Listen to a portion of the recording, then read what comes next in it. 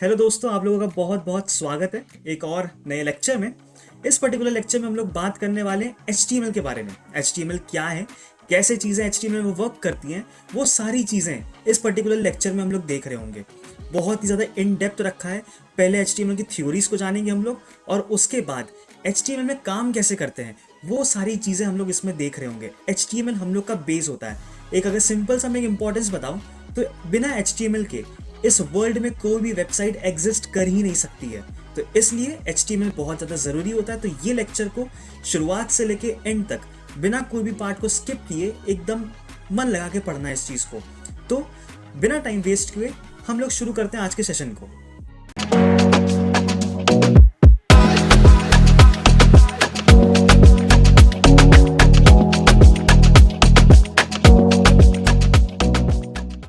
शुरुआत करते हैं फिर अपने सबसे पहली चीज जिसका नाम है HTML के बारे में, कि HTML क्या है। बेसिकली उसको एक बिल्डिंग ब्लॉक ऑफ वेब क्यों कहा जाता है। अब देखो, एक सिंपल सी लाइन अपने एक दिमाग में बैठा लो कि बिना HTML के इस वर्ल्ड में या इस पूरी वेबसाइट की दुनिया में कोई भी वेबसाइट एग्जिस्ट नहीं कर सकती है। अब आप कहेंगे नहीं, हमने तो सुना है कि रिएक्ट से वेबसाइट बन जाती है। बिल्कुल सुना होगा। हमने तो सुना है PHP में वेबसाइट बन जाती है, लैरावेल में वेबसाइट बन जाती हैं। उसमें तो हम लोग नहीं कह रहे हैं कि HTML यूज होता है। बट अगर आप थोड़ा सा भी आपने उसकी कोडिंग की होगी तो आप उसमें देख रहे होंगे, आप कहीं ना कहीं HTML को लिख ही रहे हैं। भले उसको हम लोग अलग नाम से जान रहे हैं उस पर्टिकुलर केस में, बट कोई भी वेबसाइट बिना HTML के क्रिएट नहीं हो सकती है। इसीलिए इसको HTML को बिल्डिंग ब्लॉक्स ऑफ वेब कहा गया है, कि बिना HTML के कोई भी वेबसाइट एग्जिस्ट नहीं कर सकती है। तो अब हम लोग बढ़ते हैं, इसमें क्या क्या चीज़ें होने वाली है। बहुत सारी चीज़ें हम लोग इस लेक्चर में सीखेंगे। कि सबसे पहले हम लोग सीखेंगे कि HTML होता क्या है और वो इतना मैटर क्यों करता है। बेसिक स्ट्रक्चर क्या है HTML के। और HTML कुछ चीज़ होती है जिसका नाम होता है टैग्स। अब वो टैग्स क्या होते हैं, एलिमेंट्स क्या होते हैं, उसके अंदर एट्रीब्यूट्स कैसे यूज करते हैं हम लोग, वो बहुत सारी चीज़ें हम लोग इस पर्टिकुलर लेक्चर में सीख रहे होंगे। तो ये लेक्चर बहुत ही ज़्यादा इंटरेस्टिंग होने वाला है। इसलिए शुरुआत से लेके एंड तक कोई भी पार्ट को बिना स्किप किए हुए चीज़ों को फॉलो करिएगा बस। चलो, तो बिना टाइम वेस्ट किए हम लोग बढ़ते हैं अपने पहले टॉपिक की तरफ, जिसका नाम है what is HTML and why it is matter. देखो, HTML क्या है। अगर मैं HTML की बात करूं तो बेसिकली HTML वेब की एक लैंग्वेज है। अब कैसी लैंग्वेज है, देखो HTML का सबसे पहले फुल फॉर्म समझते हैं। Hyper text markup language. बहुत ही बड़ा सा नाम है, हाइपर टेक्स्ट मार्कअप लैंग्वेज।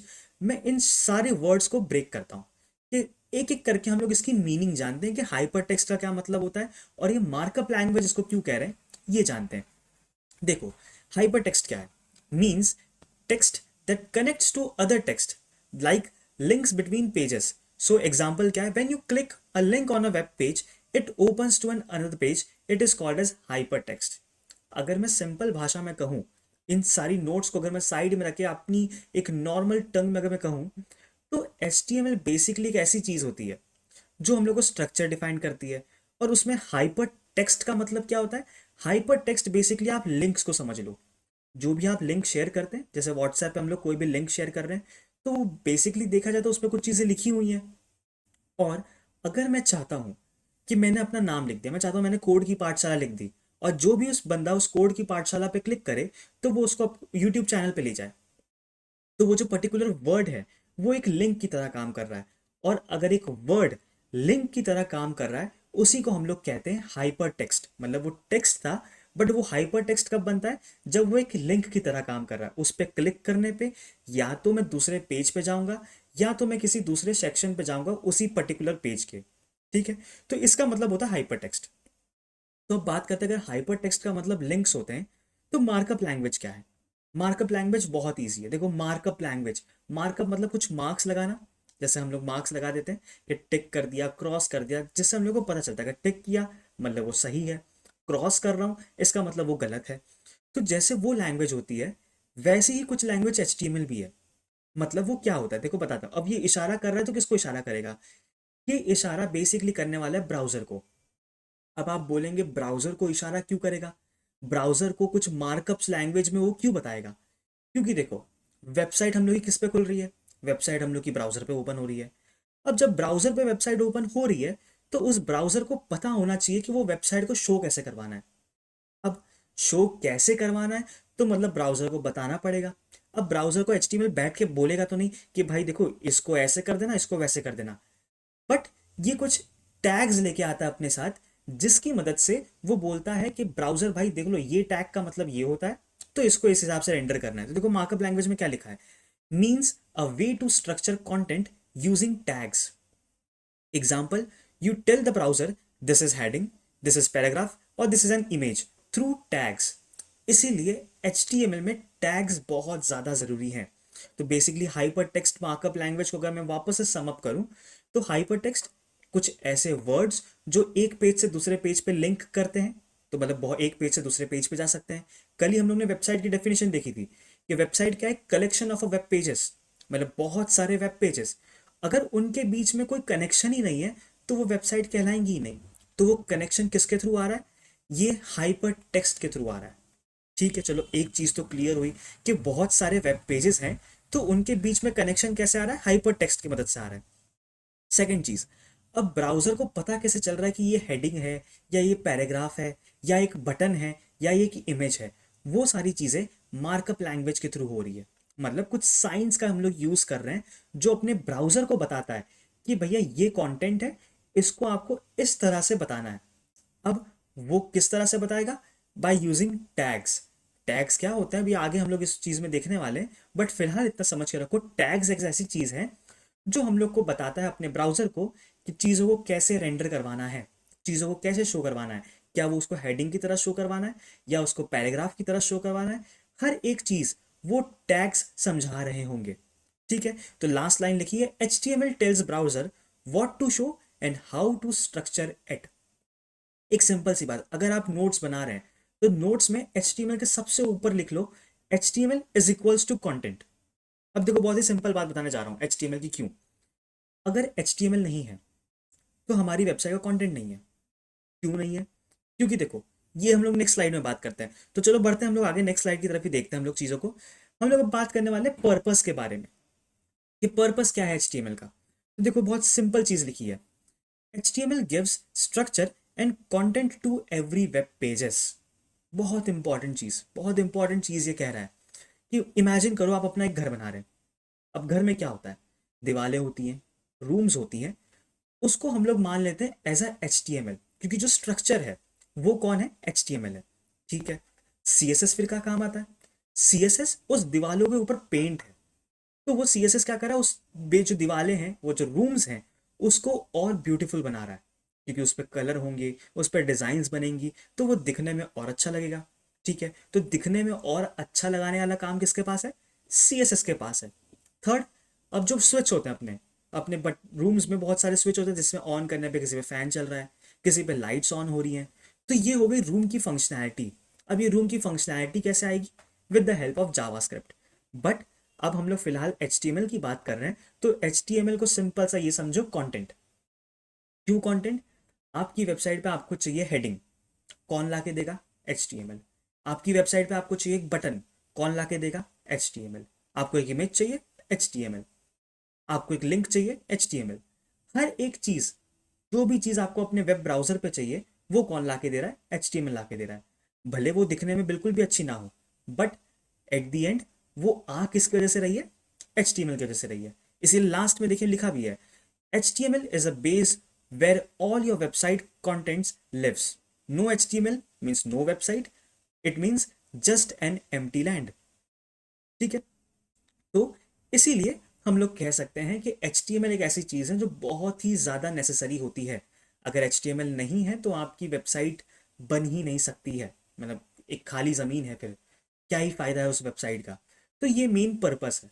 अब जब पर्पस की बात आ गई है, तो हम लोग देखते हैं कि अब इसकी इंपॉर्टेंस क्या है, HTML क्यों इतना ज़रूरी है। तो देखो, अभी तक मैंने ये चीज़ें हम लोग बात कर ही चुका हूँ खैर मैं, बट खैर फिर भी हम लोग एक बार देख लेते हैं इसको चीज़ों को, कि every website you see on a internet, whether it's Google, YouTube, Amazon, हर चीज़ के पास अपना खुद का HTML है। हर एक चीज़ के पास कैसे है, वो भी मैं लाइव प्रूफ करके दिखाऊंगा आपको कि HTML है भी या नहीं है। ठीक है, so when you open your website in your browser like Chrome or Edge, reads the HTML first, then display the content on your screen। ठीक है, मतलब जैसे ही मैंने कोई भी वेबसाइट खोली, ठीक है, वेबसाइट खुलेगी तो उसका कुछ कंटेंट आएगा। अब उस कंटेंट में क्या होता है, HTML होता है। क्यों HTML होता है? क्योंकि ब्राउजर जब कोई भी चीज़ लेके आएगा तो उसको समझने के लिए चीज़ें चाहिए, कि मुझे बताओ कि चीज़ें हैं क्या वो। तो वो सारी चीज़ें कहाँ से आएंगी, HTML से आएंगी। तो बिना HTML के ब्राउज़र को पता ही नहीं होगा कि कौन सी चीज़ को कैसे शो करवाना है, कौन सी चीज़ हेडिंग है, कौन सी चीज़ बटन है, कौन सी चीज़ इमेज है। बिना HTML के ब्राउज़र को हम लोग के कुछ भी नहीं पता चलने वाला है।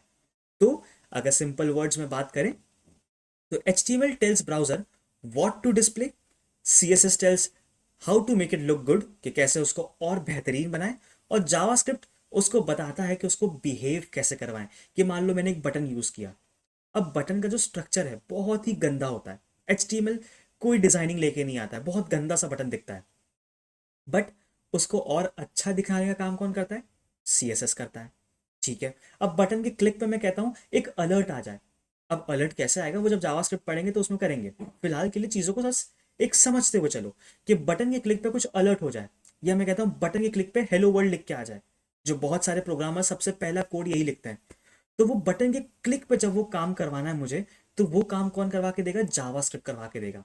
HTML के पास खुद के पास पावर नहीं है। HTML बस एक ढांचा खरीद के दे रहा है मुझे, एक स्ट्रक्चर क्रिएट करके दे देगा बस, उसके अलावा कुछ भी नहीं। बट इसका मतलब ये नहीं कि वो इंपॉर्टेंट नहीं है। जब तक स्ट्रक्चर ही नहीं रहेगा, हम लोग उसको स्टाइल कैसे करेंगे, हम लोग उसमें फंक्शनैलिटी कैसे ऐड करेंगे। इसलिए HTML बहुत ही ज़्यादा इंपॉर्टेंट हो जाता है। ठीक है, अब इसके बाद जब हम लोग ने इतनी सारी चीज़ें देख ली हैं, तो चलो पहले मैं आपको एक प्रूफ दिखाता हूँ कि हर एक वेबसाइट HTML से कैसे बन रही है। तो मैं इसको मिनिमाइज करता हूँ, मैं अपने ब्रेव ब्राउज़र पे आ जाता हूँ। ब्रेव ब्राउज़र पे हम लोग कोई भी रैंडम सी वेबसाइट हम लोग ओपन करके देखते हैं, और देखते हैं कि उसका HTML स्ट्रक्चर दिखाई देता है कि नहीं देता है। मान लो मैंने अमेजोन ओपन कर ली, ठीक है, अमेजोन सर्च करते हैं, अमेजोन की वेबसाइट पे मैं आ गया। अब देखो मैं कैसे पता लगाऊं कि ये HTML है या नहीं है। सिंपल सा, कहीं भी मैं राइट क्लिक करूंगा। राइट क्लिक करने के बाद यहां देखो एक लास्ट में इंस्पेक्ट का एक ऑप्शन आ रहा है, मैं इंस्पेक्ट पे क्लिक कर दूंगा। सिंपल। अब इंस्पेक्ट पे देखो ये एलिमेंट दिख रहा है। एलिमेंट के अंदर अगर मैं इसको हटाता हूं, इसको थोड़ा सा बड़ा करता हूं, और अगर थोड़ा जूम इन कर देता हूं, तो देखो ये जो भी चीज मुझे यहां दिख रही है, ये बेसिकली क्या है, HTML है। ये टैग्स है, डिव टैग होता है एक, एंकर टैग ए नाम से भी एक टैग होता है इसमें, एंकर टैग जो हम लोग इसी वीडियो के अंदर देख रहे होंगे। ठीक है, तो ये सारी चीज़ें क्या है, ये सारी चीज़ें HTML का पार्ट है। और देखो मैं इस पर होवर कर रहा हूँ, तो ये दिखा भी रहा है कि कौन से पार्ट को ये चीज़ डिनोट कर रही है। तो इसका मतलब ये बहुत ही बड़ा प्रूफ है कि हर एक वेबसाइट HTML से ही बनती है। इतनी बड़ी वेबसाइट Amazon.com, जो कि पूरे इतने सारे ट्रैफिक को हैंडल कर रही है, वो एट दी एंड किस बेस पे बनी हुई है, HTML के बेसिस पे बनी हुई है। तो ये बहुत ही ज़्यादा ज़रूरी हो जाता है HTML को सीखना। बहुत ही ज़्यादा ईजी है, कोई भी प्रॉब्लम नहीं है इसको सीखने में।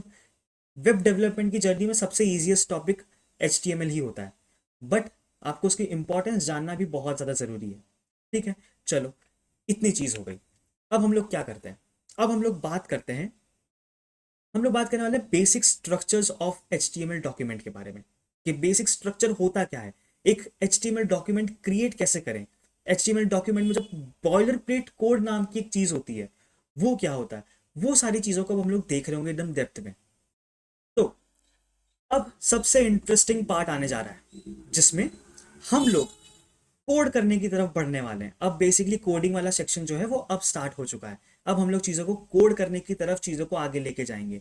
तो बेसिक स्ट्रक्चर जानने से पहले सबसे पहले मैं क्या करता हूँ, कि HTML फाइल क्रिएट करता हूँ। देखो बहुत ही ईजी है HTML फाइल क्रिएट करना। मैं क्या करूँगा, मैं एक ब्लैंक फोल्डर क्रिएट कर लेता हूँ अपने डेस्कटॉप पे। ठीक है, मैंने एक ब्लैंक फोल्डर किया, और इसको अपने विजुअल स्टूडियो कोड में मैंने ओपन कर लिया। बस सिंपल सा इतना काम कर रहा हूँ मैं। एक ब्लैंक फोल्डर क्रिएट किया, नाम आप कुछ भी दे सकते हैं, और इसको मैं अपने VS कोड पे ओपन कर रहा हूँ। ठीक है, चलो इतना काम मैंने कर दिया। अब क्या करना होगा मुझे, अब HTML क्रिएट करने के लिए मुझे एक HTML फाइल क्रिएट करनी पड़ेगी। अब HTML फाइल में कैसे क्रिएट करूँ, देखो HTML फाइल क्रिएट करने के लिए हम लोग को एक्सटेंशन देना पड़ता है। अब एक्सटेंशंस क्या होते हैं, एक्सटेंशंस बेसिकली फाइल के टाइप को बताते हैं, कि मेरी जो फाइल है वो किस टाइप की है। जैसे जब मैं पावर पॉइंट की स्लाइड खोलता हूँ तो उसका जो एक्सटेंशन होता है वो डॉट पीपीटीएक्स होता है। और जो पीडीएफ फाइल अगर मैं खोलता हूँ तो उसके आगे, फाइल के नाम के आगे डॉट पीडीएफ लगा होता है। मतलब बेसिकली वो अपने कंप्यूटर को बताता है कि ये जो फोल्डर है या जो फाइल है वो किस टाइप की फाइल है। तो बिल्कुल वैसे ही जब मैं एच फाइल क्रिएट करवाता हूँ तो उस चीज़ के लिए मुझे एक्सटेंशन देना पड़ता है। देखो फिलहाल मैं नाम कुछ भी दे सकता हूँ। थोड़ा सा जूम इन कर लेता हूँ। नाम मैंने यहाँ कुछ भी रख दिया, मान लो मैंने रख दिया इंडेक्स डॉट, एक्सटेंशन देना है मतलब मुझे डॉट लगाना पड़ेगा। और मुझे अब HTML फाइल बनानी है तो मुझे HTML लिखना होगा। बस इतना सिंपल सा काम मुझे करना है, इंडेक्स डॉट HTML। अब बहुत से लोगों के मन में कंफ्यूजन होता है, क्या मुझे नाम इंडेक्स डॉट HTML ही देना होता है, क्योंकि हर एक वीडियोस में तो इंडेक्स डॉट HTML ही देते हैं।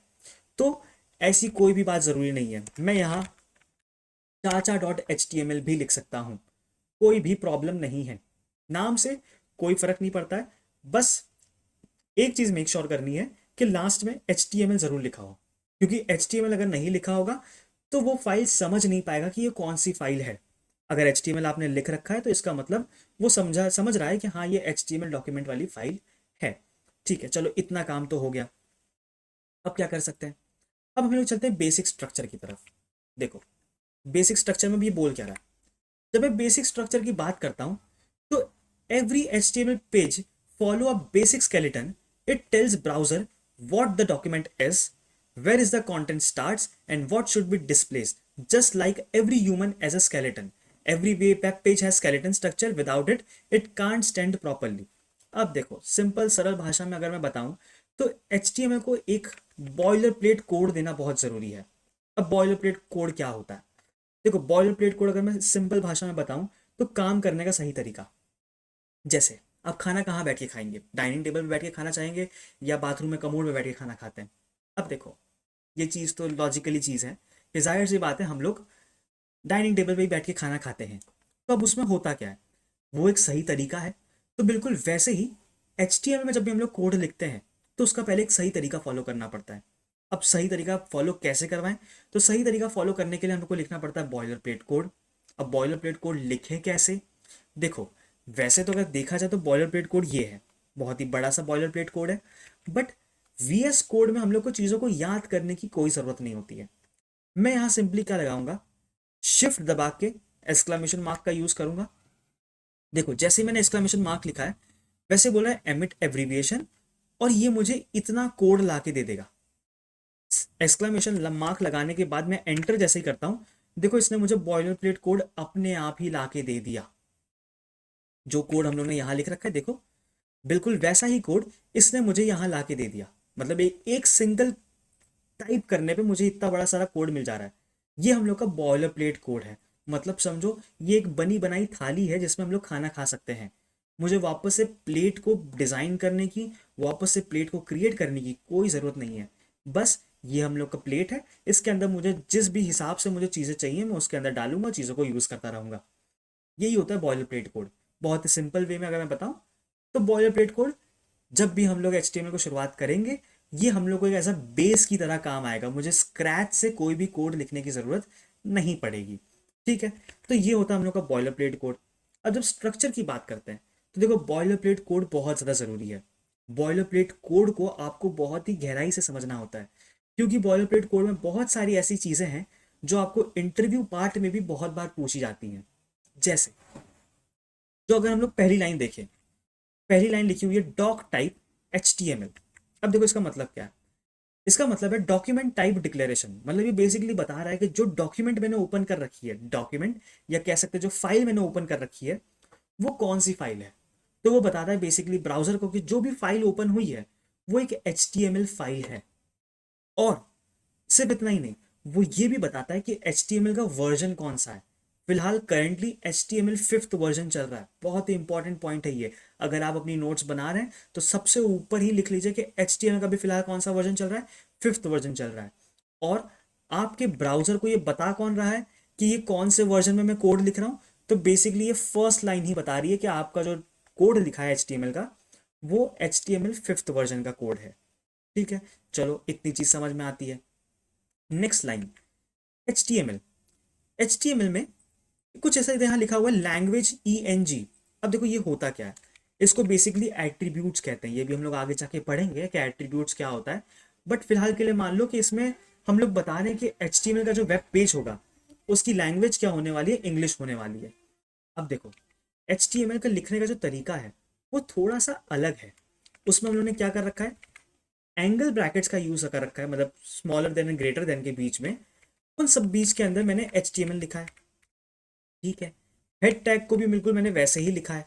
अब देखो मैं बोल भी रहा हूँ तो मैंने आंसर इसका फिलहाल दे ही दिया कि ये क्या होते हैं, टैग्स होते हैं। अभी फिलहाल डेप्थ में बात करेंगे, बट HTML क्या है, रूट टैग है जो पूरे वेब पेज को रैप करके रखता है कि जो भी चीज़ें होंगी, जो भी मैं एक वेब पेज में डिफाइन करना चाहता हूँ, वो सारी चीज़ें किसके अंदर होंगी, इस HTML टैग के अंदर ही होने वाली है। ठीक है, हो सकता है अभी आपको चीज़ें थोड़ी कम सेंस करें कि HTML टैग क्या है, ये सारी चीज़ें क्या, अगर आपने ये पहले नहीं पढ़ रखा है तो। बट अगर पढ़ रखा है तब तो आपको सेंस कर रही होंगी ये सारी चीज़ें। ठीक है, फिर हेड टैग क्या आता है। हेड टैग बेसिकली आपकी चीज़ों को, जो वेबसाइट में ऊपर टैब पे दिखाता है सारी चीज़ें, वो चीज़ होती है। जैसे it contains title, links, Meta data. अब मेटा डेटा क्या है, देखो बहुत इंपॉर्टेंट है। ये मेटा टैग यूज हुआ है, इसमें हम लोग लिख रखे हैं व्यू पोर्ट नाम की एक लाइन है। उसी के साथ साथ हम लोग बहुत सारी चीज़ें इसमें और भी ऐड करते हैं। हेड टैग के अंदर ही, मेटा डेटा के अंदर, हम लोग सर्च इंजन ऑप्टिमाइजेशन वाली चीज़ों को करते हैं, पहली चीज़ करते हैं। दूसरी चीज़, ये जो टैग लिखा हुआ है कि meta name viewport, content with is equals to device with, और इनिशियल स्केल 1.0, ये जो इतनी लाइन है, ये लाइन दिमाग में बैठा लो। ये लाइन आपकी वेबसाइट को रिस्पॉन्सिव बनाने में मदद करती है। मतलब ये लाइन आपकी वेबसाइट को बताती है कि जिस भी डिवाइस पे आपको खोल रखा है वो कौन सी डिवाइस है, क्या वो एक मोबाइल स्क्रीन है, क्या वो टैबलेट स्क्रीन है, या वो एक डेस्कटॉप स्क्रीन है, कौन सी डिवाइस है, उसकी इंफॉर्मेशन वेबसाइट को कैसे पता चल रही है, वो इस पर्टिकुलर लाइन से पता चल रही है। बहुत ही important interview point of view से बहुत सारे लोग ये क्वेश्चंस पूछते हैं इंटरव्यू में। तो ये लाइन को बहुत ही ज्यादा ध्यान से रखना, या लिख लो, इसके आगे कमेंट करके हम लोग लिख सकते हैं। कमेंट्स क्या होते हैं अभी हम लोग चीजों को बात करते हैं। नेक्स्ट, टाइटल, कि वेबसाइट का टाइटल क्या होगा। ये बेसिकली हम लोग को ब्राउजर के टैब्स पे दिखाता है। अभी इसका आउटपुट शो करेंगे तो उसमें चीजें आएंगी। फिर आता है बॉडी टैग। अब देखो बॉडी टैग ही मेन टैग है, इसके बीच में स्पेसेस हैं। जो भी आप चाहते हैं आपकी वेबसाइट पे शो हो, आपकी स्क्रीन पे शो हो, वो सारा कोड मैं इस बॉडी टैग के अंदर ही लिखने वाला हूं। जो भी चीज़ मैं यहाँ लिखूंगा, मतलब वो मेरी वेबसाइट में जाके चीज़ें शो होंगी। ठीक है, इतना सिंपल सा काम होता है। अब देखो अब करना क्या है, मैं इसका आउटपुट देखूं तो देखूं कैसे। सबसे पहले आपको ये एक्सटेंशन वाला सेक्शन दिख रहा है, मैं इस एक्सटेंशन वाले सेक्शन पे जाऊंगा, और एक एक्सटेंशन आप सभी लोगों को अपने लैपटॉप या अपने पीसी पे इंस्टॉल करना है जिसका नाम है लाइव सर्वर। ठीक है, लाइव सर्वर करता हूं। सबसे पहला ही एक्सटेंशन, ये लोगो देख लो, इस नाम देख लो, ऋत्विक देव ने इसको बनाया है। ये एक्सटेंशन सब लोग अपने लैपटॉप या पीसी पे जरूर इंस्टॉल कर लेना अपने VS कोड के अंदर। इसका फायदा बताता हूं। देखो मैंने यहाँ कोड लिखा, बिल्कुल लिखा। अब जैसे ही मैं इंस्टॉल कर लूंगा, यहाँ नीचे देखो गो लाइव का ऑप्शन आ रहा है। जैसे ही मैं गो लाइव पे क्लिक करता हूं, ये मुझे अपने ब्राउजर पे ले जाएगा और चीजों को शो करवा देगा। ये देखो, अगर मैं जूम इन करूं, देखो ये वही चीज लिखी हुई है जो यहां मैंने लिख रखी थी। मतलब बॉडी के अंदर जो भी चीज मैं लिखूंगा वो हम लोग के इस पोर्शन में शो होगी, जो व्हाइट वाला पोर्शन है उस पोर्शन में वो सारी चीजें शो हो रही होंगी। तो अब ये डॉक्यूमेंट कहाँ लिख के आ रहा है, तो अगर हम लोग ध्यान से देखो तो जो ऊपर टैब है उस पर देखो यहाँ डॉक्यूमेंट लिख के आ रहा है। अगर इसकी जगह मैं लिख दूं कोड की पाठशाला, तो देखो अब उसकी जगह कोड की पाठशाला लिख के आ जाएगा। तो टाइटल टैग का बेसिकली ये मतलब होता है कि हम लोग चीज़ों को, जो हम लोग का टैब है उसके अंदर चीज़ों को चेंज कर सकते हैं। ठीक है, तो उम्मीद करता हूँ कि आपको ये चीज़ समझ में आई होगी कैसे ये चीज़ काम कर रही है। तो अब हम लोग बढ़ते हैं और आगे की तरफ। हम लोग ने ये ब्रेक डाउन तो देख लिया है, अब क्या देखते हैं। अब जो हम लोग का पार्ट है कि अब हम लोग समझते हैं कि टैग्स क्या है, और टैग्स के साथ साथ एलिमेंट्स क्या होते हैं। इन सारी चीज़ों के ऊपर हम लोग एकदम डेप्थ में बात करते हैं कि ये दोनों चीज़ें हैं क्या। बहुत ही इंपॉर्टेंट चीज़ है ये। जैसे अगर हम लोग बात करें टैग्स की, अगर मैं बात करूं तो जो भी चीज़ हम लोग देख रहे हैं वो HTML टैग से बनी हुई है। अब टैग्स क्या है, टैग्स बेसिकली आपके ब्राउजर को बताते हैं कि भाई ये हेडिंग है, ये पैराग्राफ है, ये इमेज है, ये बटन है। वो सारी चीज़ें किसका काम है? HTML टैग्स का काम है। ठीक है। अब टैग्स को पहचाने कैसे? कैसे पहचाने टैग्स को? तो देखो ये लाइन जानते हैं। Tags are written inside angle brackets like this, मतलब ग्रेटर देन और स्मॉलर देन के ब्रैकेट्स के बीच में जो भी चीजें लिखी होंगी वो क्या होती है? टैग्स होती हैं। तो क्या इसका मतलब, अगर मैं कोई भी चीज ऐसे लिख दूं, मतलब स्मॉलर देन ग्रेटर देन के बीच में अगर मैंने लिख दिया कोड की पाठशाला, क्या ये टैग है? अगर डेफिनेशन के हिसाब से देखें तो बिल्कुल ये टैग है। ठीक है, कोड की पाठशाला ये टैग है। ठीक है, इसकी जगह अगर मैं लिख दूं हेलो, तो क्या ये टैग है? हाँ ये टैग है। बट देखो अब एक चीज समझो, हर एक चीज का मतलब नहीं होता है। अब कोड की पाठशाला में, जो कोड की पाठशाला जो नाम है, HTML को नहीं पता होगा कि कोड की पाठशाला क्या है। आपको और मुझे पता है कि कोड की पाठशाला क्या है, बट HTML को नहीं पता कि वो क्या है। तो उस केस में उसकी कोई मीनिंग नहीं निकलेगी। तो ब्राउजर जो है वो हम लोग को समझ नहीं पाएगा कि ये चीज़ क्या है। तो इसलिए फिलहाल हम लोग को समझना क्या है कि जो भी चीज़ इस एंगल्ड ब्रैकेट्स के बीच में है वो क्या होती है? एक टैग होती है। बट अब उसको समझे कैसे? इसका कुछ मीनिंग होना चाहिए। HTML में बहुत सारे टैग्स हैं जिसकी कुछ मीनिंग्स होती हैं, जैसे एक डेव टैग होता है। ठीक है, ये क्या होगा? एक मीनिंगफुल टैग है। हाँ ये एक मीनिंगफुल टैग है। क्यों? क्योंकि इसका HTML में एक मतलब है। मतलब एक ऐसी चीज जिसका एंगल ब्रैकेट्स के बीच में हम लोगों ने लिख रखा हो और HTML में उसकी कोई मीनिंग हो, उसको हम लोग क्या कहते हैं? एक वैलिड HTML टैग। एक टैग होता है H1 टैग।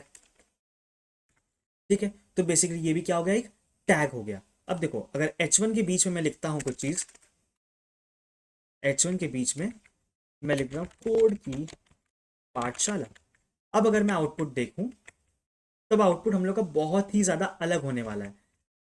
चलो इसको एस्केप करते हैं, ये देखते हैं। देखो कितना बोल्ड वे में चीजों को लिख के दे रहा है ये। क्यों बोल्ड वे में लिख के दे रहा है? क्योंकि मैंने H1 टैग का यूज किया। अब H1 टैग क्या होता है, कैसे वर्क करता है, वो भी हम लोग बात करने वाले हैं। ठीक है, ये था फिलहाल टैग्स के बारे में। अब जब आपको टैग समझ में आ गए हैं तो हम लोग बात करते हैं एलिमेंट्स के बारे में। देखो बहुत ही माइनर सा डिफरेंस है, बहुत ही माइनर सा डिफरेंस है एक टैग्स में और एक एलिमेंट्स में। देखो टैग क्या है? टैग एक इंस्ट्रक्शन होता है जो ब्राउजर को बताता है कि कंटेंट को कैसे शो करवाना है। और किसके बीचों में लिखा होता है वो? इस एंगल ब्रैकेट्स के बीच में लिखा होता है। ठीक है, फॉर एग्जाम्पल पी टैग, देखो पी कैसे लिखा है? ग्रेटर देन और स्मॉलर देन के साइन के बीच में पी लिखा है, जो ब्राउजर को बताता है कि ये क्या है? एक पैराग्राफ है। ठीक है, ये तो पहली चीज हो गई। Most tags come in pair, an opening tag and a closing tag. देखो क्लोजिंग टैग देखो कैसे लिखा हुआ है। जो ओपनिंग टैग था इसके आगे मैंने स्लैश लगा दिया। कैसे? देखो H1 लिखा है, क्लोजिंग कैसे कर रहा हूं? सेम H1 देखो जैसे पहले आगे लिखा था वैसे ही लिखा है। अगर मैं इसको हटा दूं देखो बिल्कुल सेम आगे की तरह लिखा है। बस इस टैग के नाम के पहले मैंने स्लैश लगा दिया। अब स्लैश क्यों लगा दिया?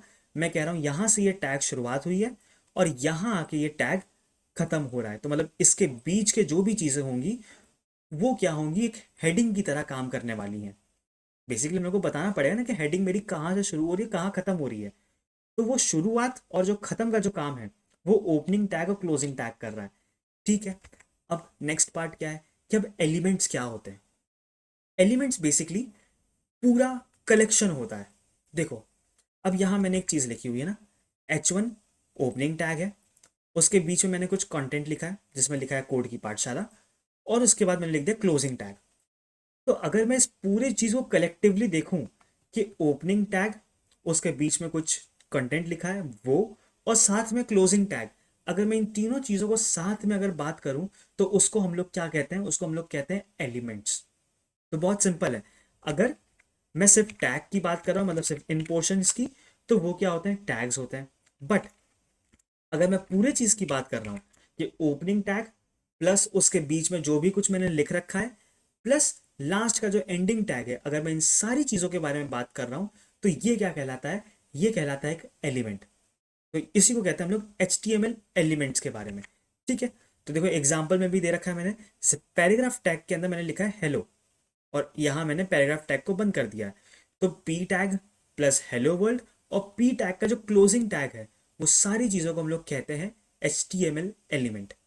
ठीक है, तो यही मेजर डिफरेंस था टैग्स वर्सेस एलिमेंट्स के बीच में। चलो, अब हम बढ़ते हैं अपने नेक्स्ट टॉपिक की तरफ। नेक्स्ट टॉपिक क्या है?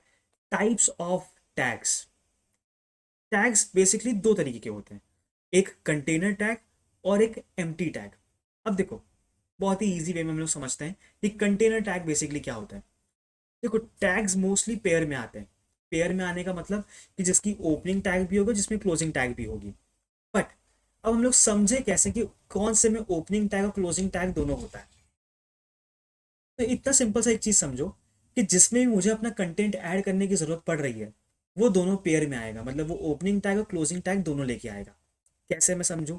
देखो, मैंने यहाँ हेडिंग लिखी, H1 टैग का यूज किया।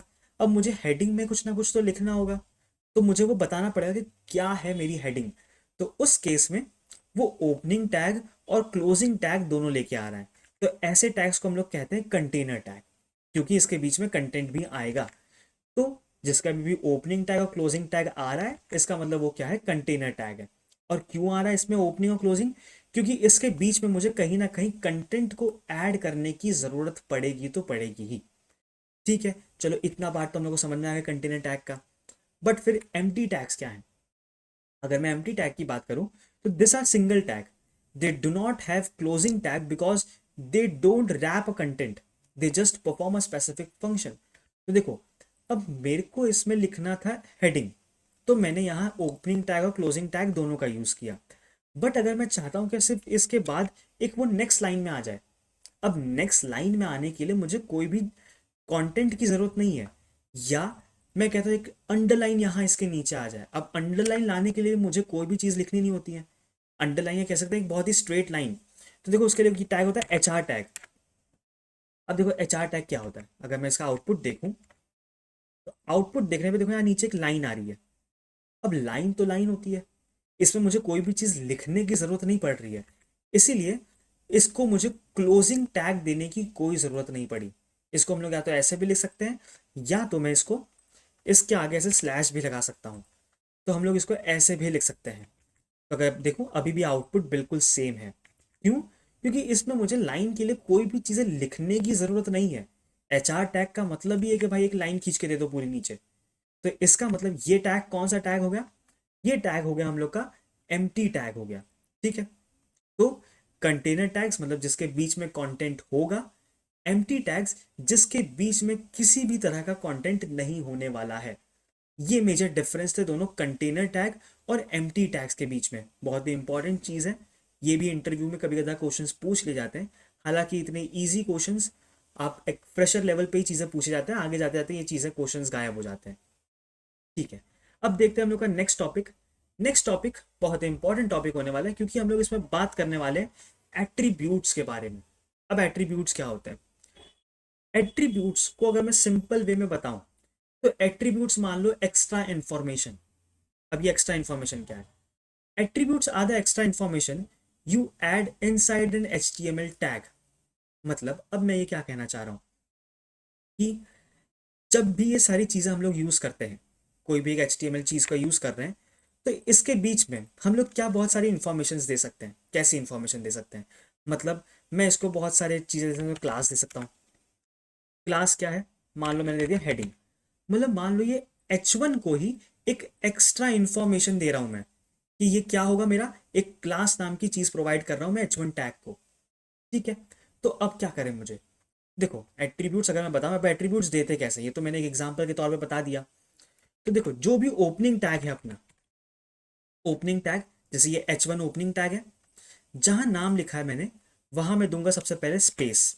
सिंटेक्स की अगर मैं बात करूं कि सिंटेक्स कैसे यूज होता है, तो पहले मैं लिखता हूं नेम, जो भी मैं जिस भी नाम से मैं एट्रीब्यूट देना चाहता हूं वो, इक्वल्स टू डबल कोट्स के अंदर जो भी मैं उसकी वैल्यू देना चाहता हूं वो। मतलब ये होता है हम लोग का सिंटेक्स एक एट्रीब्यूट पास करने का। ठीक है, तो अब इसको कैसे पास करें? एक मान लो क्लास नाम का एट्रीब्यूट है, तो मैंने यूज किया क्लास। देखो, class equals to double quotes के बीच में आया, और क्लास में मैं कुछ भी वैल्यू दे सकता हूँ। क्लास क्या होती है, आईडीज क्या होती है, ये हम लोग नेक्स्ट लेक्चर में पढ़ रहे होंगे। बट फिलहाल मान लो कि मैंने यहाँ से वैल्यूज को पास किया। ठीक है, चलो, तो ये तो होता है एट्रीब्यूट्स। अब एट्रीब्यूट्स और कहाँ यूज होते हैं? तो अगर मैं ऊपर देखूं, तो यहाँ देखो HTML में एक एट्रीब्यूट यूज किया मैंने लैंग नाम का, बेसिकली वो बता रहा है लैंग्वेज को, कि लैंग्वेज क्या है, इंग्लिश लैंग्वेज है। तो ये चीज़ क्या होती है, HTML की बात कर रहा है वो, कि HTML में हम लोग ने एट्रीब्यूट पास किया है कि हम लोग बताएंगे कि HTML डॉक्यूमेंट कौन सी है। ये HTML डॉक्यूमेंट इंग्लिश के नाम की चीज़ों को हम लोग इसमें यूज़ कर रहे होंगे। ठीक है, तो ये भी क्या है, एट्रीब्यूट का एग्जाम्पल है। यहाँ मेटा के अंदर 4 सेट वैल्यू यूज़ किया, कैरेक्टर सेट्स की बात कर रहा है वो, UTF एनकोडिंग वैल्यूज़ की, ये भी क्या है, एक एट्रीब्यूट है। इस मेटा में एक नेम नाम का एट्रीब्यूट यूज हुआ है जो व्यू पोर्ट के बारे में बता रहा है, तो ये भी क्या एक एट्रीब्यूट होता है, मतलब वो बेसिकली एक्स्ट्रा इंफॉर्मेशन पास कर रहा है अपने HTML एलिमेंट को, कि ये काम कैसे होगा और कैसे चीजें वर्क करती हैं। ठीक है, तो ये होता है एट्रीब्यूट्स। अब जब मैं नेक्स्ट चीज की बात करता हूं, तो how browser reads and display HTML। तो देखो, अब ये पॉइंट्स भी बहुत ज़्यादा इंपॉर्टेंट है। हम लोग बात करते हैं कि ब्राउज़र अपनी जो HTML है उसको रीड कैसे करता है, उसको समझता कैसे है, वो सारी चीज़ें हम लोग ध्यान से देखते हैं। तो देखो, बहुत ही सिंपल वे में समझते हैं।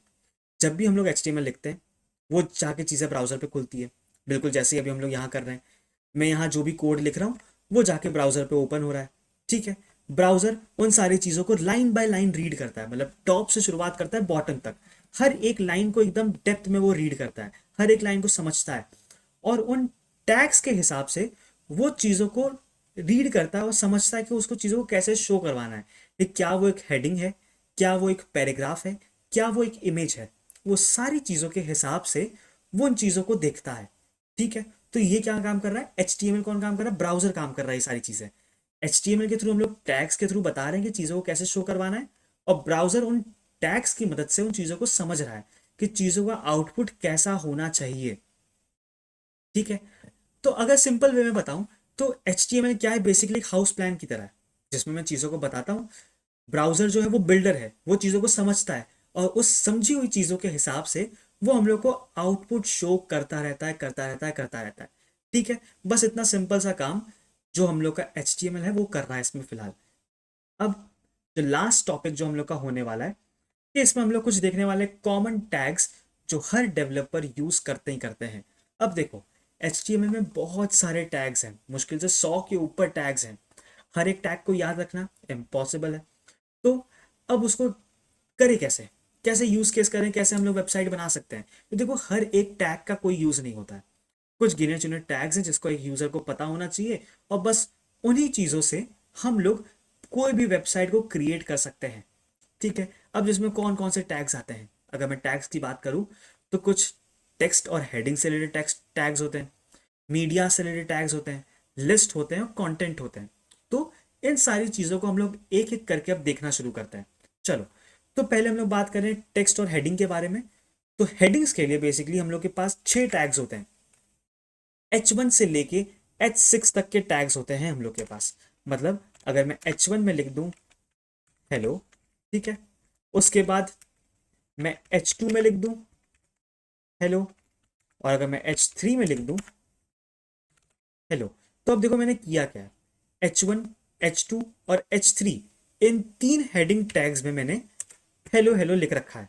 अब अगर मैं इसका आउटपुट देखूं, तो आउटपुट कैसा आएगा, देखो, सेम कंटेंट लिखा था, कोई भी बिना कुछ चेंजेस किए, बट जो H1 था उसकी जो फॉन्ट साइज है वो बहुत ही ज़्यादा है, H2 की उससे कम, H3 की उससे कम। क्यों? क्योंकि ये डिनोट करते हैं इंपॉर्टेंस को। H1 को सबसे ज़्यादा इंपॉर्टेंस दी जाएगी, H2 को उससे कम, H3 को उससे कम, H4 को उससे कम, and so on. But total कितने टैग्स होते हैं, 6 टैग्स होते हैं। अगर मैं H7 बनाऊंगा तो वो काम नहीं करेगा, जो अपना HTML है, जो अपना ब्राउजर है, वो उस चीज़ को समझ ही नहीं पाएगा कि H7 जैसी चीज़ें क्या हो गई। वो सिर्फ H1 से लेके H6 तक की चीज़ों को ही समझता है, बस उसके आगे वो कुछ नहीं समझेगा। ठीक है, चलो, अब ये तो चलो सिंपल है कि H1 तो हेडिंग्स के लिए काम आ रहा है। तो अब पैराग्राफ्स कैसे काम करेंगे, देखो, जैसे न्यूज़पेपर होता है, न्यूज़पेपर में एक मेन हेडिंग होती है, उसके नीचे कंटेंट होता है। अब वो कंटेंट बेसिकली क्या है, एक पैराग्राफ है। अब देखो, पैराग्राफ के लिए हम लोग यूज़ करते हैं P टैग। अब देखो, ये कौन सा टैग है, अब तक आप लोगों को ये जवाब आ जाना चाहिए, ये कंटेनर टैग है या एम्प्टी टैग है। तो अगर हम लोग इसको ध्यान से देखें, तो देखो, इसका ओपनिंग टैग भी है और इसका क्लोजिंग टैग भी है। इसका मतलब कि ये कौन सा टैग है, ये एक कंटेनर टैग है, क्योंकि इसके अंदर मैं कुछ ना कुछ कंटेंट लिखने वाला हूँ। देखो, तो इसको हम लोग ऐसे भी याद कर सकते हैं, क्या इस टैग के बीच में कंटेंट आएगा, क्या मतलब पैराग्राफ में मैं चीज़ों को लिखूंगा, तो जाहिर सी बात है हाँ पैराग्राफ में तो मुझे चीज़ों को लिखना होगा। तो उस केस में पी टैग के अंदर हम लोग क्या लिखेंगे, बहुत सारा कंटेंट। और अगर बहुत सारा कंटेंट लिखेंगे तो ये टैग क्या होगा, ये टैग एक कंटेनर टैग की तरह काम करेगा। चलो, तो अब इसमें हम लोग क्या करते हैं, हम लोग इसमें लिखते हैं, एक वर्ड यूज होता है जिसका नाम है लॉरेम। लॉरेम 24, या कोई भी नंबर लिखता हूं मैं, तो ये उतने वर्ड्स मुझे ला के दे देगा। अगर मैं लॉरेम 24 लिख रहा हूं तो ये मुझे 24 वर्ड्स ला के दे देगा। अब अगर देखें तो देखो उतने वर्ड्स का एक पैराग्राफ उसने बना के मुझे यहाँ दे दिया है। अगर मैं इसके 24 की जगह मैं यहाँ लिख रहा हूँ 242, तो ये मुझे 242 वर्ड्स का एक बहुत ही बड़ा सा पैराग्राफ बना के मुझे दे देगा। अगर हम लोग आउटपुट देखें तो देखो आउटपुट में भी बहुत ही बड़ा सा एक पैराग्राफ मुझे यहाँ शो हो रहा है। तो ये आप एक प्रैक्टिस की तरह इसमें यूज कर सकते हैं लॉरेम को। हालांकि इसकी कोई मीनिंग नहीं होती है, कोई भी मीनिंग नहीं होती है इसकी, बस एक रैंडम टेक्स्ट की तरह इसको मान लो। ठीक है, चलो ये दो टैग्स के बारे में तो हम लोगों ने देख लिया। अब क्या है बी आर टैग। अब देखो बी आर टैग समझना बहुत ही इंपॉर्टेंट है। बी आर टैग का बेसिकली मतलब होता है लाइन को ब्रेक कर देना। मतलब समझो मैं चीज़ों को लिख रहा हूँ, जैसे मैंने यहाँ चीज़ें लिखी हैं, मैं चाहता हूँ इसके आगे से जो भी चीज़ें होंगी वो नेक्स्ट लाइन पे आ जाए। अब मैं चाहता तो मैं एंटर दबाता, तो देखो अब मैंने यहाँ एंटर दबाया, बट मेरा जो आउटपुट है उस आउटपुट में कोई भी चेंज नहीं आएगा। देखो अभी भी वो बिल्कुल वैसा ही दिखा रहा है, बट मैं चाहता हूँ कि इसके बाद से वो नेक्स्ट लाइन में आ जाए। तो वो मैं कैसे करूँगा, तो बेसिकली उसके लिए यूज होता है बी आर टैग। अब देखो एक और चीज़, लाइन ब्रेक करना है, नेक्स्ट लाइन पे आना है, मुझे कुछ लिखना तो है नहीं, बस नेक्स्ट लाइन से शुरू कर देना है। इसका मतलब ये कौन सा टैग होने वाला है, ये एक एम्प्टी टैग होगा। इसको क्लोजिंग टैग देने की कोई ज़रूरत नहीं है। तो मैं सिर्फ बी आर लिखता हूँ, एंटर दबा देता हूँ। अब अगर मैं आउटपुट देखूँ इसका, तो अब देखो इसी वर्ड के बाद मैंने यूज़ किया था, देखो, और उसके बाद की जितनी भी चीज़ें हैं वो नेक्स्ट लाइन में आके शुरू हो चुकी हैं।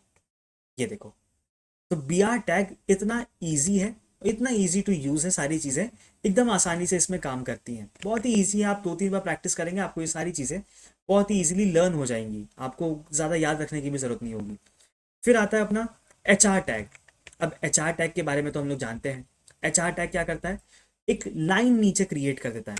तो अगर मैं एच आर लिख के एंटर दबा दूँ खाली, तो ये क्या करेगा, पैराग्राफ टैग के नीचे एक लाइन क्रिएट करके दे देगा मुझे। देखो यहाँ एक लाइन आ रही है बहुत ही बड़ी सी अपनी फुल स्क्रीन के हिसाब से। तो एच आर टैग बेसिकली एक लाइन क्रिएट करने में हेल्प कर रहा है। ठीक है, चलो बहुत ईजी है ये तो। अब आगे क्या, अब आगे का जो टैग है वो है मीडिया से रिलेटेड।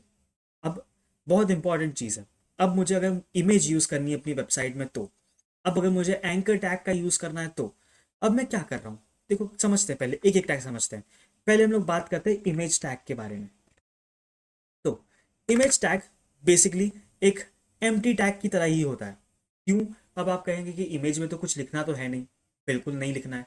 तो इसी यही तो रीज़न है उसका, जब मुझे कोई भी चीज़ लिखनी नहीं है तो मैं उसको कंटेनर टैग बना के क्यों करूँगा। तो मैं इसको बोलता हूँ इमेज। अब देखो जैसे मैं इमेज लिख रहा हूँ ना, तो अपना जो वी एस कोड है वो अपने आप ही हम लोग को सजेशन दे देगा। मैं एंटर क्लिक करता हूँ, तो यहाँ देखो दो चीज़ अपने आप लिख के चली आई। कौन सी दो चीज़, एक तो S R C equals to और डबल कोट्स लिख के आ रहा है, ठीक है। दूसरा ए एल टी मतलब बेसिकली अल्टरनेट वैल्यू की वो बात कर रहा है, और उसको भी इक्वल्स टू डबल कोट्स में आ रहा है। तो मैंने बताया था जो भी चीज़ एक वैल्यू मतलब नेम वैल्यू प्रोवाइड करके डबल कोट्स के अंदर जो भी चीज़ आ रही है उसको हम लोग कहते हैं एट्रीब्यूट्स। मतलब इमेज के पास दो एट्रीब्यूट्स होते हैं, एक एस आर सी जो बेसिकली सोर्स के बारे में बात कर रहा है कि इसका सोर्स कहाँ से आ सकता है, और ए एल टी बेसिकली वो ये बता रहा है कि उसका अल्टरनेट टेक्स्ट क्या होगा। तो चलो देखते हैं, एक कोई भी हम लोग इमेज का यूआरएल ले आते हैं। मैं आ जाता हूँ अनस्प्लैश पे, मैं अनस्प्लैश पे आ गया। अनस्प्लैश पे मैंने कोई भी इमेज है, जैसे कि मान लो यही इमेज है, इस इमेज के मैं यूआरएल कॉपी कर लेता हूँ। देखो राइट क्लिक करके कॉपी इमेज एड्रेस करूंगा और यहाँ आके एसआरसी में पेस्ट कर दूंगा। बस इतना सिंपल सा काम किया है फिलहाल मैंने। अब अगर मैं आउटपुट देखूँ अपनी वेबसाइट का, तो देखो वो इमेज मुझे अपनी वेबसाइट पे शो हो रही है। बस छोटा सा लिंक पेस्ट करने की देरी थी। और अब ये अल्टरनेट टेक्स्ट में क्या है, अल्टरनेट टेक्स्ट बेसिकली हम लोग ये समझ सकते हैं कि जब इमेज लोड नहीं होगी तब ये शो होगा। ठीक है। अब एक मैसेज की तरह कि अगर बाय चांस इमेज लोड होने में किसी भी तरह की प्रॉब्लम हो जाती है तो मैं वहां एक अल्टरनेट मैसेज भेज सकता हूं कि भाई कुछ ना कुछ प्रॉब्लम्स थी जिस वजह से इमेज लोड नहीं हो पाई। देखो फिलहाल मैं इसका आउटपुट कैसे देखूं। फिलहाल अगर मैं आउटपुट देखूं तो आउटपुट तो नहीं दिखेगा, क्यों? क्योंकि इमेज तो शो हो रही है तो अल्टरनेट टेक्स्ट तो दिखने से रहा। अब मैं क्या करता हूं, मैं इसमें एक काम करता हूं, मैं यहां से इस चीज को हटा देता हूं। जो अपनी लिंक थी वो लिंक को मैं हटा देता हूं। ठीक है।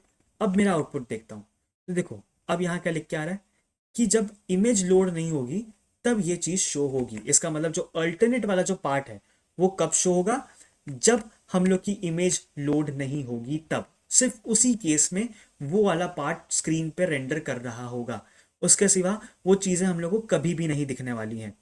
ठीक है। चलो तो इतना पार्ट तो हम लोगों ने देख लिया। अब हम लोग क्या करते हैं, अब हम लोग और चीजों को देखते हैं। जो हम लोग का नेक्स्ट पार्ट था जो कि था लिस्ट के बारे में, कि लिस्ट कैसे क्रिएट करें। अब देखो लिस्ट क्रिएट करना बहुत जरूरी है। मान लो बहुत सारी चीजें हम लोग लिस्ट के तौर पर चीजों को शो करवाना चाहते हैं, बुलेट्स के पॉइंट में शो करवाना चाहते हैं या नंबर्स के साथ शो करवाना चाहते हैं कि 1 पे कुछ और है, 2 पे कुछ और है, 3 पे कुछ और है। वो सारी चीजें मैं कैसे क्रिएट करूं। तो देखो लिस्ट में अपने HTML में दो तरीके की लिस्ट होती है, एक होती है ऑर्डर्ड लिस्ट और एक होती है अनऑर्डर्ड लिस्ट। अब देखो ऑर्डर लिस्ट और अनऑर्डर लिस्ट में बहुत ही सिंपल सा एक नाम से डिफरेंस क्लियर है। ऑर्डर लिस्ट बेसिकली क्या होता है, जो नंबरिंग के साथ चलती है 1 2 3 4, और रोमन नंबर्स का यूज कर सकते हैं हम लोग इसके अंदर। वो सारी चीजें ऑर्डर लिस्ट का पार्ट है। तो अनऑर्डर लिस्ट का पार्ट क्या है कि हम लोग बिना नंबर्स के कोई चीजों को लिस्ट के फॉर्म में शो करवाना चाहते हैं, जैसे बुलेट्स का यूज करके दिखाना चाहते हैं, स्क्वायर शेप का यूज करके दिखाना चाहते हैं। वो सारी चीजें अनऑर्डर लिस्ट का पार्ट है। तो अब अनऑर्डर लिस्ट का पार्ट कैसे यूज करें। सबसे पहले हम लोग देखते हैं ऑर्डर लिस्ट के बारे में। तो ऑर्डर्ड लिस्ट नाम से कैसे पता चल रहा है, ऑर्डर लिस्ट उसी का शॉर्ट फॉर्म OL। देखो HTML में कोई भी चीजें यहां वहां से नहीं उठाई गई हैं, जो नाम है उसी का शॉर्ट फॉर्म बना दिया उन लोगों ने। ऑर्डर लिस्ट थी तो उसका नाम उन्होंने बना दिया OL। ठीक है। चलो ये तो है। अब लिस्ट में बहुत सारे आइटम्स होते हैं। ऑर्डर लिस्ट तो एक लिस्ट का नाम है, एक तरीका है कि मुझे नंबरिंग के साथ शो करना है या नहीं शो करना है। तो मैं कहता हूँ नंबरिंग के साथ शो करना है, तो मैंने कहते कि OL का यूज करना है, क्योंकि ऑर्डर लिस्ट का बेसिकली मतलब यही है कि नंबर्स के साथ शो करो। अब जब नंबर्स के साथ शो हो रहा है तो उसके बाद मैं चाहता हूं कि उसके अंदर बहुत सारे आइटम शो हो, लिस्ट के जो मेरे आइटम्स है वो शो हो। तो जो लिस्ट आइटम्स है उसी का अगर मैं शॉर्ट फॉर्म बना दूं तो वो है LI टैग। ये भी ओपनिंग और क्लोजिंग टैग दोनों होगा। इसमें मैं पहले लिख लेता हूं कि HTML। ठीक है। एक और LI मैंने यूज करे, मैं कहता हूँ मल्टीपल एलिमेंट्स होंगे।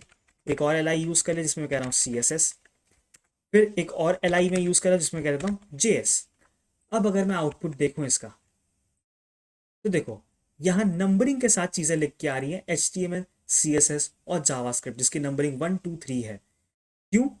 क्योंकि ये सारी चीजें हम लोग ऑर्डर लिस्ट के अंदर यूज कर रहे हैं। अब अगर मैं अनऑर्डर लिस्ट की जगह यूज कर दूं तो इसकी जगह बहुत सिंपल है। OL की जगह मैं सिंपली लिख देता UL। ऊपर जैसे मैंने UL लिखा तो नीचे भी मुझे यहाँ UL लिखना पड़ेगा। अब अगर मैं आउटपुट देखूं तो देखो यहाँ बुलेट्स का यूज करके चीजों का आउटपुट आ रहा है। मतलब सिर्फ एक सिंपल सी चीज चेंज करने पे पूरा जो आउटपुट था वो आउटपुट चेंज हो चुका है। ठीक है। बहुत ही सिंपल सा चेंज था ये। अब ये चीज तो मैं उम्मीद करता हूँ आप लोगों को क्लियर होगी, बहुत ही सिंपल चीज थी ये तो। अब अगर मैं बात करूं जो अपना लास्ट चीज है वो है कंटेंट इंफॉर्मेशन के बारे में, कि स्ट्रॉन्ग और एम्फेसिस। अब देखो बहुत ही ईजी है ये भी। ये बेसिकली आपके थोड़े से डिजाइनिंग पे काम कर रहा है कि अगर मैं कोई भी चीज स्ट्रॉन्ग टैग में लिख दूं, स्ट्रॉन्ग टैग में लिख दिया मैंने कोड की पाठशाला। ठीक है। स्ट्रॉन्ग टैग में लिख दिया। अगर मैं आउटपुट देखूं तो देखो ये थोड़ा सा बोल्ड होके आ रहा है। हेडिंग का यूज मैं हर जगह नहीं कर सकता हूँ। बोल्ड यूज करने के लिए हेडिंग का यूज नहीं करूंगा मैं हर जगह। तो उसकी जगह मैं स्ट्रॉन्ग टैग का भी यूज कर सकता हूँ जिससे मैं कोई भी चीज को बोल्ड क्रिएट कर सकता हूँ। ठीक है। तो ये चीज होती है। उसके बाद हम लोग क्या कहते हैं, एक जो आखिरी टैग था जिसका नाम था EM टैग। अब देखना इस पे भी अगर मैं कोड की पाठशाला लिखता हूँ अब अगर मैं आउटपुट देखूं तो ये हल्का सा इटैलिक में जा रहा है, थोड़ा सा स्लैंट है ये वर्ड्स। क्यों? क्योंकि ये थोड़ा सा डिजाइनिंग करने के लिए काम आ रहा है। तो मैं चाहता तो मैं इसको CSS की मदद से भी कर सकता था, बट हम लोग के पास HTML में भी ऐसे बहुत सारे टैग्स अवेलेबल हैं जो वो हम लोग यूज कर सकते हैं।